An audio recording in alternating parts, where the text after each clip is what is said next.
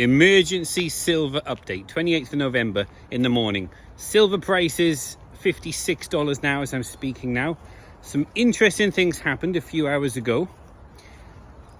Apparently there was a data center overheated because, I don't know, all the cooling systems, all the backup systems all didn't work. They all failed to get, that's it, if you believe that.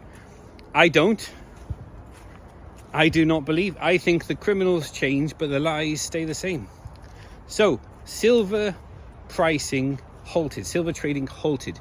You didn't know what the price of silver was. Why? Because the cooling systems all failed, or even all the backup systems.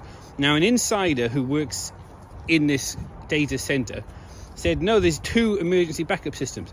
They got one emergency backup system that will kick in if there's any problems whatsoever with it. And then even if that one fails, there's another emergency backup cooling system. And I don't believe it overheated to start with. This was at a time when there were very, very, very low volumes. There was hardly any trading volume going on. It was a time when most markets were shut. And it's Thanksgiving and it's holidays. Markets were shut. There wasn't such a lot of trading going on that it would overheat the data center. And anyway, that's never happened before ever in history. They've never said, oh, a data center's overheated, we have to stop trading of any markets. They lie. The criminals lie.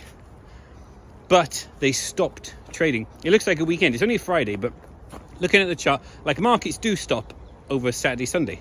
You got this volatility and then flat lines over the weekend, and then Monday morning markets open. Whoosh. Well, this was in the not in the middle of the week, towards the end of the week, but it was in market trading hours. It looks like a weekend trading and flatlined because there was a data center overheating. Very interesting times. The criminals change, but the lies stay the same. It all comes down to this, and I'm going to make it in the most simplest terms possible. Demand for silver is way higher than supply.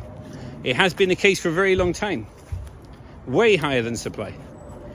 Now, the only way that they've been able to keep things going, because demand for silver is higher than supply, is by selling paper or digital illusions of silver.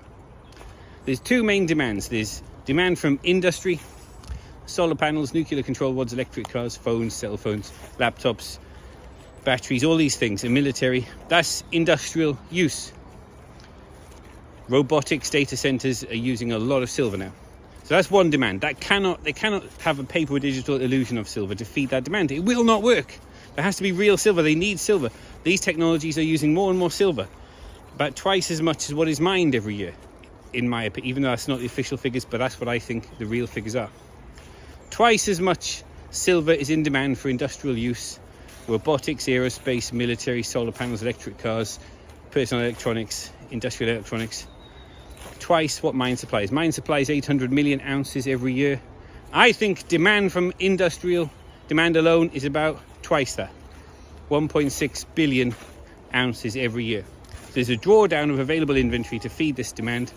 Now we're not even talking about investment demand. Investment demand is massive. The Middle Eastern countries are waking up now.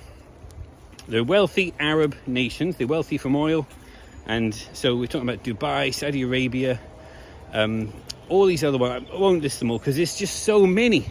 But they are all waking up and trying to buy silver. All at the same time, while China's trying to buy. India is a mega big buyer. India officially beats them all, but I think the others are buying more. We just don't know. We can't see the figures. Russia is trying to restock all their monetary silver stockpile that has all been depleted for 100 years. At the same time, where investors are waking up. There's a guy in America who's a tech billionaire called, I've forgotten his name now. David Bateman, that's his name. David Bateman. He bought $1 billion worth of silver. Was it, or 1 billion ounces? I can't remember, either one. I think he bought 1 billion ounces, of silver. And that was before the big shoot up. He's done very well. I think he bought it about half what it is today. Today it's $56 as I'm saying this. And he's just one example. There are other billionaires and millionaires, many millionaires, and then many people less than millionaires. You've got the people who've got hundreds of thousands of dollars they're putting into physical silver. Then there's people like me. I'm a very small time nobody. I don't know why my last YouTube channel was taken down. They're picking on some people talking about silver. I think I must have hit a nerve. I must have said something that somebody didn't like, but I don't know what it was. But it was against community guidelines. They took down my channel. But I'm going to keep having a new one. I'll carry on talking about silver. But I'm nobody. I'm a nothing. You know, the amount of silver I've got is tiny compared to like David Bateman and these ones. But the point is, there's a lot of us small investors, the size of me. I'm tiny. I'm not a high net worth individual. People who are just like pizza delivery people and toilet cleaners, waiter. You know, you could be a very humble job and you can keep taking silver out of available supply to drain the criminals of physical silver. And they want to sell you paper or digital illusions of wealth. They're annoyed that all of us are taking real physical silver out of available supply. But we've got to a point now where we've taken enough available, the silver supply has been drained enough, and we keep taking more silver out of available supply. Saudi Arabia, Dubai, all these Middle Eastern countries, the wealthy Arab nations, they're all taking real silver out of available supply. The three new Hunt brothers are India, China and Russia. They are the biggest ones taking silver out of available supply. This is it now. This really is it. I think it was a lie that the data center overheated. I think the silver price would have shot up to 100, and they have to just look. Let's stop. Let's stop. They're panicking, but it's going to go to 100. In conclusion to this video, I remember when Bitcoin was $50 or $56. Silver, as I'm speaking now, is $56 per ounce. I remember when one Bitcoin was $56 for 1 ounce. For one Bitcoin. One Bitcoin was $56. People were saying it's going to come down, and then it went to 100. It really did. It went to $100 for one Bitcoin. People said it'll come back down, and then soon after that, I think it was about 2011, it went to $1,000 per Bitcoin. I think that will happen to silver. It will go to $1,000 for 1 ounce of silver. And then it took years, and there's fluctuations, volatility shooting up and 80% crashes. But Bitcoin went to $126,000 for one Bitcoin. I think that will happen to 1 ounce of silver. Now Bitcoin's crashing. I think that probably was the top for now. Bitcoin is, you know, that's not a good investment at these levels. Wait till there's an 80% crash. If you want, when it goes back down to $20,000, maybe buy then. But Bitcoin, you've missed it, you know. Silver, you're getting in right at the start, before it's gone even over 100, before it's gone over 1,000. You're getting in now before silver has gone over $100,000, and that is what I'm expecting.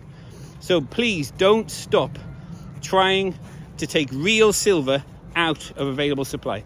And by the way, I do feel Bitcoin will go to $1 million for one Bitcoin, but I feel a loaf of bread will also go to $1 million. So